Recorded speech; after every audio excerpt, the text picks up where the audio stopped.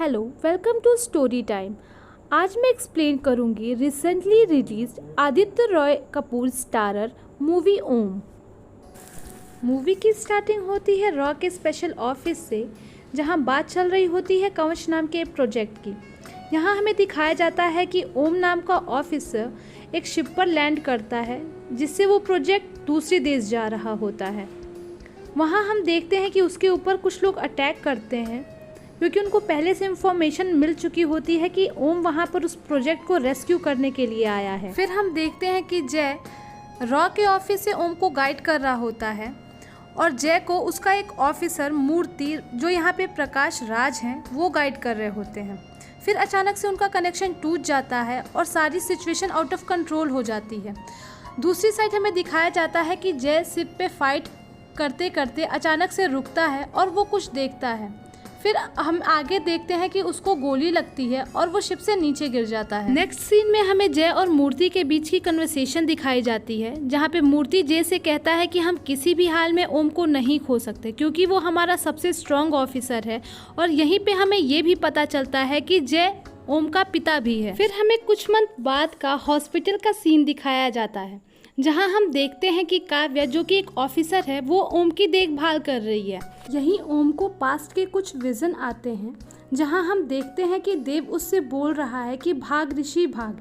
यहीं हमें ये भी पता चलता है कि ओम को कुछ भी याद नहीं है, उसको बस ये याद है कि उसका नाम ऋषि है और उसके पिता किसी प्रॉब्लम में। उसके बाद ओम वहां से निकलकर भागने की कोशिश करता है और काव्या उसे रोकती है। फिर हम देखते हैं कि कुछ लोग उन दोनों पे अटैक करते हैं, जिससे काव्या लड़ती है और वहां से ऋषि को लेके कार से निकलती है। रास्ते में बार बार ओम अपने पिता को याद करता है और कसौली जाने की जिद करता है, जहां हम देखते हैं कि वो लोग अब कसौली में हैं और वहां पर एक घर दिखाया जाता है जो पूरी तरह से जला हुआ है।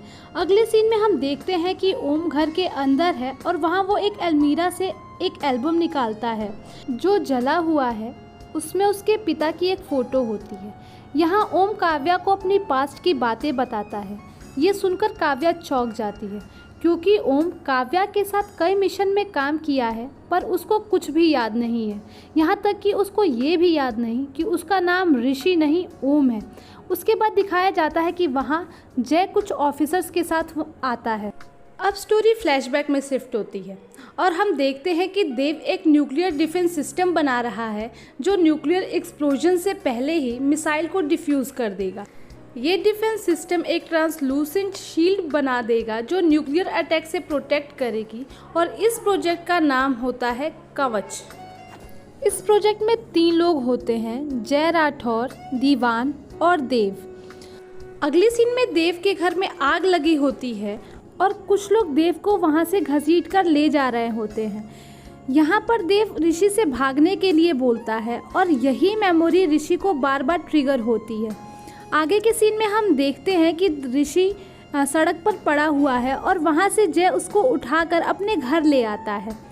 इंटेरोगेशन के टाइम देव का नौकर बताता है कि उसने रात को दीवान और देव को घर पे पेट्रोल छिड़कते देखा था।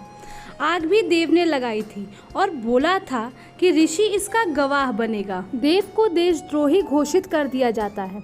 अगले सीन में हम देखते हैं कि नौकर जान बचाकर भागता हुआ जय के घर आता है और वहाँ पे उसके ऊपर फायरिंग होती है।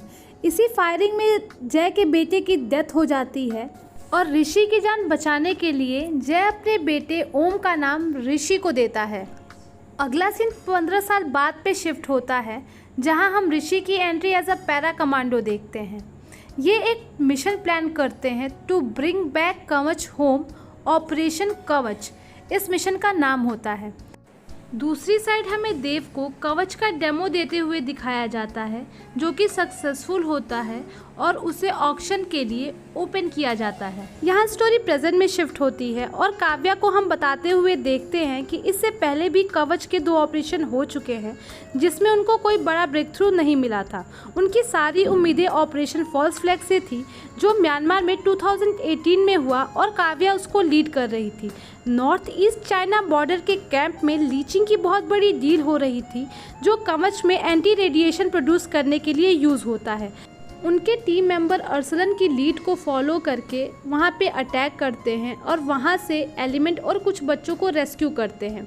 आगे सैटेलाइट इमेजेस के थ्रू पता चलता है कि न्यूक्लियर मिसाइल लॉन्च हुई थी बट एक्सप्लोजन से पहले ही डीएक्टिवेट हो गई, और इस मिसाइल को डीएक्टिवेट करने में जो डिफेंस सिस्टम का यूज़ हुआ था उसका फॉर्मूला एंड पैटर्न कवच के सिमिलर है। जय ये सब जानकर बहुत दुखी होता है कि इस सब के पीछे उसके भाई देव राठौर का हाथ है। दूसरी तरफ ऋषि को ये पता चलता है कि देव के जाने के बाद जय और उसकी वाइफ ने उसको अपने बेटे की तरह पाला है। ये जानने के बाद ऋषि जय से मिलने के लिए जाता है और उनकी बात हो रही होती है, उसी बीच जय को गोली लगती है और उसकी वहीं डेथ हो जाती है। आगे हमें फ्यूनरल का सीन दिखाया गया है। अगले सीन में हम देखते हैं कि ओम को एक डिवाइस मिलती है जो जय ने मरने से पहले अपनी वाइफ को दिया होता है, जिसमें कुछ कोडेड मैसेजेस होते हैं जो इनके मिशन को आगे एग्जीक्यूट करने में हेल्प करेंगे। प्लान के अकॉर्डिंग कवच को वापस लाने के लिए फेक आईडी से ऑफिसर को ट्रिक करके ये लोग आर्मेनिया के लिए निकलते हैं। वहाँ उनकी मुलाकात अरसलन से होती है जिसको जय ने वहाँ छिपाया होता है। कुछ सिस्टम को हैक करके ओम को पता चलता है कि कवच की नीलामी होने वाली है, जिसको रोकने के लिए वो वहाँ से निकलता है और उसकी मुलाकात उसके पिता देव राठौर से होती है, जो बताता है कि इस सब के पीछे मूर्ति का हाथ है जो सिस्टम में रह करके ये सब करा रहा है। अपने पिता की बातों से कन्विंस होकर ओम उनको रोकने के लिए वहाँ पहुँचता है, जहाँ हमें कुछ ज़बरदस्त फाइट सीन्स दिखाए गए हैं।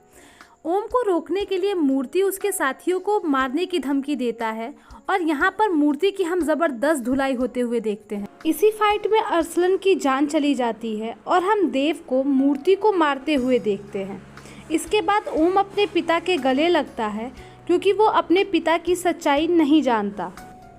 तभी देव ओम को गोली मार देता है और हमें पता चलता है कि असली विलेन देव है, जिसने अपने घर में आग लगाई, अपने भाई के ऊपर गोली चलवाई, यहाँ तक कि ओम के ऊपर गोली भी देव ने ही चलवाई, क्योंकि देव के लिए कोई रिश्ते मायने नहीं रखते। अगर उसके लिए कुछ मायने रखता है तो वो है उसका प्रोजेक्ट कवच।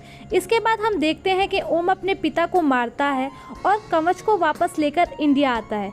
इसी के साथ मूवी ख़त्म होती है। अगर आपको हमारा एक्सप्लेनेशन पसंद आया हो तो just go like, share and subscribe to my channel.